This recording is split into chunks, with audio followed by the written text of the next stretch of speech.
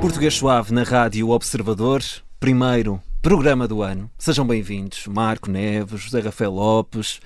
Vamos a isto, mais um ano com... Já bom ano a todos. Bom ano, Marco. Sim, bom ano para todos. Exatamente. E mais um ano com muitas dúvidas. Sim, para serem respondidas. É daquelas coisas que nunca acaba. Não é? Há sempre dúvidas. Sim, há sempre dúvidas de português, o que é bom para nós. Temos aqui um programa para continuar. E falando em dúvidas, tu tens um episódio especial preparado para a próxima semana. Nós temos feito, isto é quase uma tradição que apareceu quase sem querer, de 6 em 6 episódios fazemos um episódio só com dúvidas. E como vamos ter o 18º episódio para a semana, se não estou enganado na matemática, isto é um programa de português, não é matemática, eu acho que para a semana então é o 18º e por isso vamos então às dúvidas dos ouvintes. Se têm enviado dúvidas e não têm recebido resposta, espero mais uma semana antes de reclamar. Sim. Português Suave, com 2 S, sem acento circunflexo, @observador.pt. Precisamente. E, Marco Neves, esta semana, o que é que tens preparado para nós? Olha, vamos falar de muita coisa, palavras de uma região do país, que já vou falar, e até vamos, antes disso, falar de uma palavra inglesa que só os alemães usam. Existem coisas dessas. Ok. Misteriosos alemães com palavras bastante complicadas. Vamos a isso. Esta não é. Vamos então à primeira rubrica, a língua nas notícias.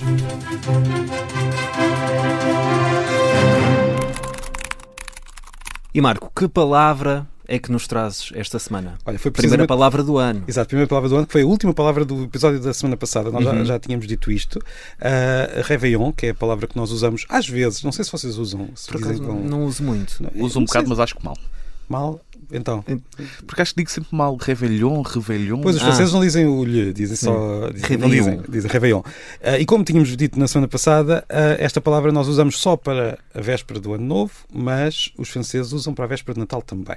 Natal? Sim, eles também dizem Réveillon também pode ser a véspera de Natal. Basicamente Réveillon é a véspera de uma... Para mim Réveillon é passagem de ano. Exato, para nós é. Em Portugal, sem dúvida que é. Mas isto é só um dos exemplos das palavras que nós vamos importar de outra língua e neste caso nem sequer adaptamos. Com mais lhe ou menos lhe, nós vamos dizendo mais ou menos como os franceses dizem, e no entanto demos-lhe um significado novo. E isto é mais comum do que nós pensamos. Muitas vezes quando nós importamos palavras, nós mudamos a palavra quase sem querer. Boutique. O que é que quer dizer boutique cá em Portugal? É uma loja de roupa. De roupa, exatamente. Mas se formos a França, boutique pode ser uma loja de muita coisa, não tem de ser de roupa. Pode ser qualquer tipo de loja, não é? Exatamente. Okay. Basicamente é um sinónimo de loja. Aliás, aqui boutique é usado para dar aquele nome mais chique a uma loja de roupa. Uma coisa muito... Eu acho, não sei se estou enganado e se vocês concordam, que está ali muito localizado nos anos 80 e 90. Hoje eu acho que já ninguém abriria uma loja e diria isto é uma boutique. Digo eu, posso estar enganado. Se alguém abrir uma boutique... Só para dizer que é chique, se calhar vão dizer boutique. Mas pronto, mais uma vez, é uma palavra estrangeira que nós... e isto acontece também com outras línguas. Outras línguas também fazem isto. Temos, por exemplo, aquilo que os miúdos muitas vezes dizem hoje, que é o top. É uma palavra inglesa, não é? Sim. Só que os miúdos ingleses não dizem top, como os portugueses, não é? Ou seja, é uma palavra inglesa que os miúdos portugueses adaptaram a si, à nossa utilização. Os ingleses não andam sempre a dizer isto é top, em inglês. Sim, seria estranho também. Muito estranho. A forma como utilizariam dessa forma. Outra palavra também, por exemplo, know-how, que nós usamos também às vezes para ficar um bocadinho chique, até nos CVs e não é que os ingleses não usem, atenção, mas muitas vezes já me aconteceu, por exemplo, a trabalhar em tradução, que eu trabalho muito em tradução, quando se traduz um texto português que tem a palavra know-how em português, quando vai para inglês temos de mudar. Já não é know-how que aparece, às vezes é experience ou outra coisa qualquer, depende do texto e da frase. Portanto, o facto de estarmos a usar uma palavra inglesa num texto português não quer dizer que os ingleses depois vão usar aquela mesma palavra num texto parecido, porque podem ter outra utilização. E o tal caso alemão de que falei há pouco é um caso parecido com este. É aqui que vamos então, bora lá. É aqui que vamos à palavra inglesa que os alemães usam, muitos deles convencidos que estão a usar uma palavra inglesa, de facto, e no entanto os ingleses não fazem ideia do que é aquilo. A palavra é o handy. Não sei se algum de vocês sabe alemão, mas os alemães... Eu também não sei muito alemão. Mas os alemães usam handy como nome comum de telemóvel. portanto, handy de mão. Sim, exatamente. Sim. E aquilo o telemóvel para eles é um handy. É um nome giro. É um nome giro, mas os ingleses não fazem ideia o que é aquilo. Sim. Portanto, basicamente é uma palavra inglesa entre aspas. Ou seja, uma palavra que os alemães... uma palavra inglesa criada pelos próprios alemães para falar de um telemóvel. Os alemães não... Handy não é uma palavra alemã. Está criada como uma palavra inglesa. E, no entanto, é usada só em alemão. Eu pensei, handy, eu penso também tipo habilidoso. Sim, isso é o que existe em inglês, não é? Mas para telemóvel, não. Portanto, a palavra handy pode ser usada em inglês com sentidos diferentes. Não tem nenhuma ligação ao telemóvel e só os alemães é que inventaram isso. Muito bem. Vamos deixar aqui o Réveillon de lado e vamos ao mapa... Réveillon, onde nós usamos muitos handies para falar com os nossos amigos e com a nossa para filmar família. O fogo de artifício. Uma altura, não sei se lembram, quando chegávamos ao final do ano, isto há muitos anos, e os telemóveis falhavam muito, porque as redes não aguentavam o tráfego. Agora já não acontece tantas vezes. Vamos agora até ao mapa da língua.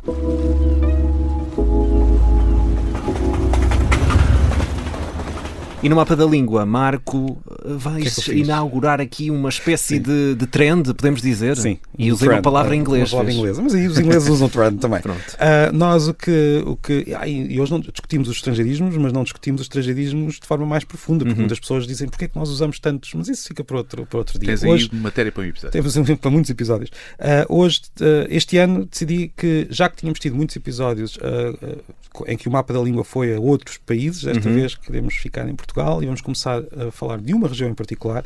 Eu, esta semana, pedi no Instagram para me dizerem palavras de uma região. E qual é que é? A Madeira. Vamos à Madeira. Vamos começar pela Madeira. Vai ser giro. Uma bela ilha. Uma bela ilha. E tu recebeste muitas respostas. Tens muitos seguidores da Madeira também? Não sabia, mas pelos vistos tenho. Estás em todo lado, Marco Neves. Também muitas pessoas que me diziam que não são da Madeira, mas que ou namoram com madeirenses, ou lá foram, ou viram. Tenho amigos da Madeira, tenho uma amiga que é filha de um madeirense e tenho uma amiga que é madeirense, que também me enviaram algumas. Eu não vou dizer quem é que me enviou, porque eu recebi tantas e recebi muitas repetidas, que não vale a pena estar aqui os nomes, nunca mais seguimos daqui, mas vou-vos dizer que 5 palavras, escolhi 5. Okay. A primeira, buzico, não sei se querem tentar adivinhar. Alguma coisa relacionada com búzios? Não, foi a primeira coisa que me veio à cabeça. Não, é uma criança, pelo que me disseram. Um buzico é um filho, portanto, uma criança, um miúdo. Também me disseram que bisalho também pode ser criança. Bisalho? Um bisalho. Parece um bocadinho mais, como é que eu ia dizer, insultuoso. Não sei. Sim, um bocado. O seu bisalho. Sim, aquela criança a portar-se, não sei, estou a inventar. Algum madeirense que me diga. E aqui também não estamos a dar, se calhar, o contexto certo para usar bisalho.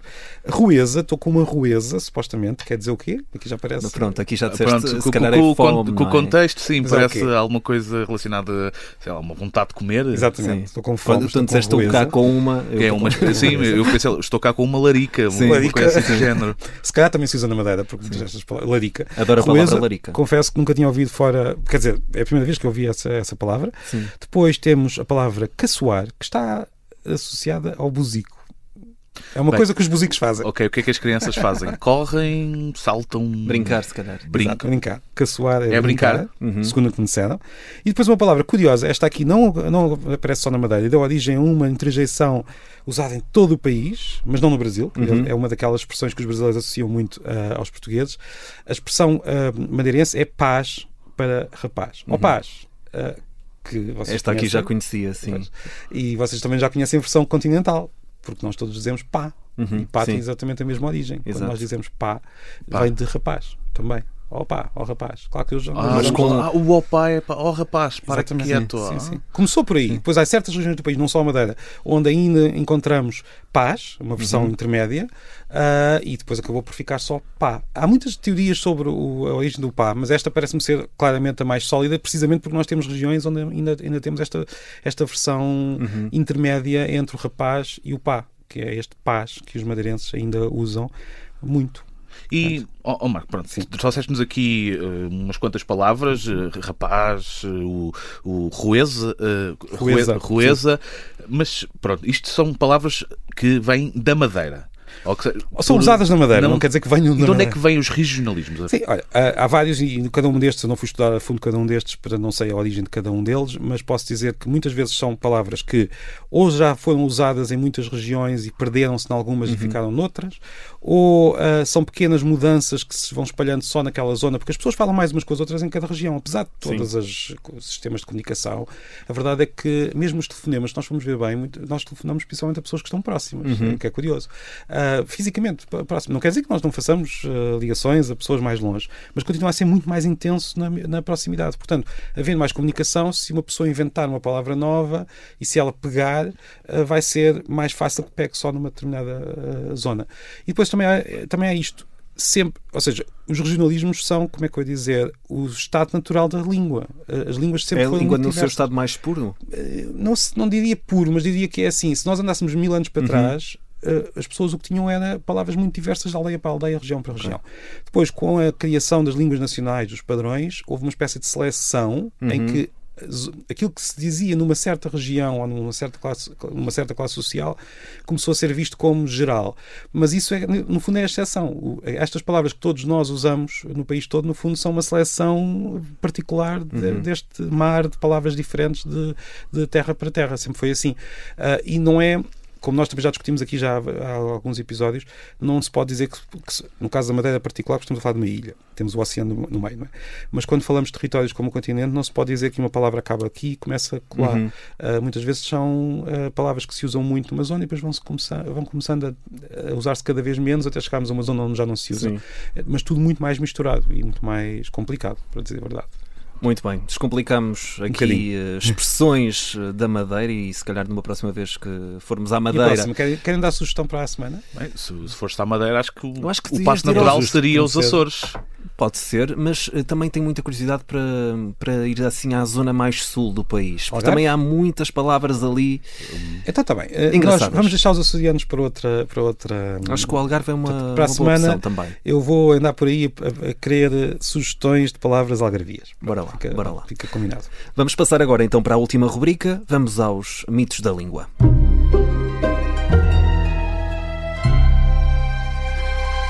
E Marco, que mito é que nos trazes esta semana depois do estádio? Exato.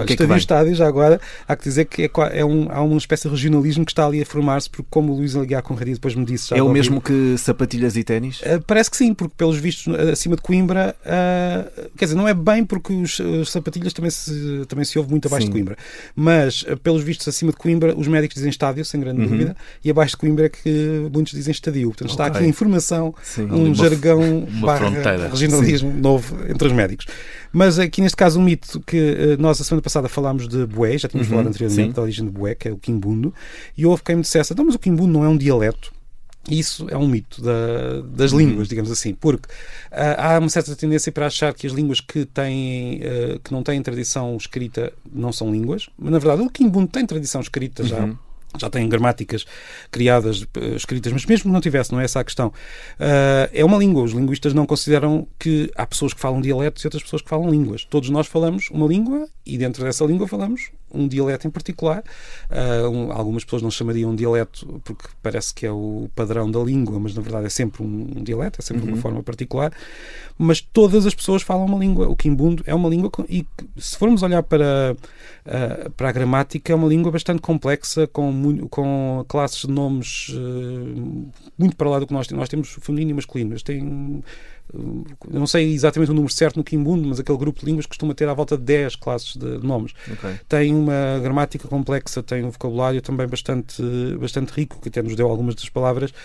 Não é nada correto dizer aquilo que nós às vezes ouvimos, dialetos africanos, como se na Europa as pessoas falassem línguas e em África falassem dialetos, quando é completamente errado. Linguisticamente, todos os seres humanos falam uma língua.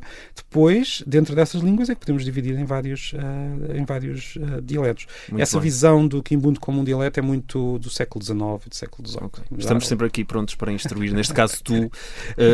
E tens mais uma dúvida, não é? Tenho uma dúvida eu tenho uma dúvida, tenho várias, mas esta aqui eu quero esclarecer.